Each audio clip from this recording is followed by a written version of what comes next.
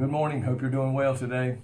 You know the beautiful day God has given us, and I pray today that you will be out serving the Lord, sharing Him with others, and that we can lead somebody to the Lord today. That should be our number one goal today and every day as a child of God, that we might lead some person that is lost and undone without God into the fold before it's everlasting too late.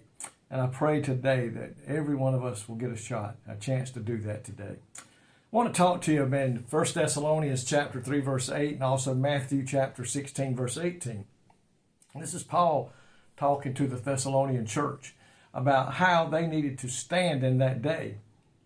And a lot of what he's telling them could be said to us today in which we live. Folks, if a church has ever needed to stand, it's the day in which we live. With so much evilness in the world, so much coming against the church, we need to be standing upon the solid rock, which is our Lord and Savior, Jesus Christ. Again, in 1 Thessalonians chapter 3, verse 8, is where I will begin, and then we'll go somewhere down here about Matthew 16, verse 18. It says, "For now we live," and this is Paul talking, "For now we live if ye stand fast in the Lord." The key word there.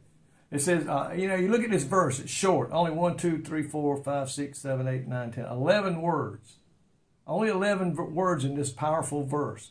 But yet, one of the most powerful words in there is just a 2-letter word in the middle that tells us there is only one way to stand. And that word says, if ye stand fast in the Lord. My friend, that's what we have to be doing today. The church itself has to be standing fast in the Lord. We already know that in these last days, our enemy, the Satan, the devil, is going to be doing all he can to disrupt churches, to tear down churches, and to close churches. And he's working hard. I think he really knows that his time is drawing near. His time is soon coming to an end. And he is trying to do as much damage in the work of God that he can. And in Matthew chapter 16, verse 18, the last part of this verse, Jesus is talking. He says, "Upon this rock I will build my church, and the gates of hell shall not prevail against it." Satan is not going to win. The church will stand. But the one thing, during this time, there will be churches that will fall or fail because they have given in. They didn't stand fast in the Lord. They didn't stand fast upon the rock that Jesus has built the church upon. During this time of persecution or pressures that's going to come our way, believers should be encouraging one another. We need to be coming together in one mind and in one accord, lifting up each other in prayer. Christians who stand firm in the Lord, get this, are an encouragement to ministers and teachers. Paul talks about how much they were an encourager to him because of the way they stood for God. And the same way with me as a pastor today. It means a lot when I see Christians, fellow Christians in the church, working together, standing together upon the rock that is found in Jesus Christ. And most importantly, they're also encouragers to the new ones that are in the faith of Jesus Christ, that are learning what it means to be a child of God. Paul was telling us that how we stand will determine how we live. Paul told them that he could not make it without them living the life they were living before him, praying for him and encouraging him, giving him a good word and helping him spread the gospel. As an individual, don't ever underestimate how much your standing firm in the faith can encourage others in the walk.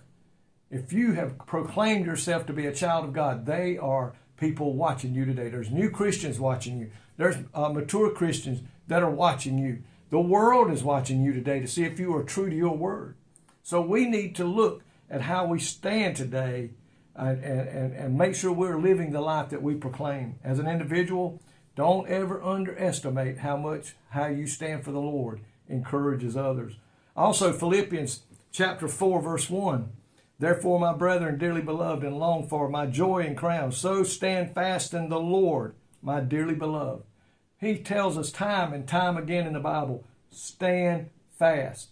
Paul is encouraging the Philippian church here to stand fast. So in closing, I want all who watch this devotion today, my prayer to you is stand fast in the faith so that you will be strong and make it through on this journey here below. But not only that, that others will be made strong by what they see you do and the life that you live for Christ.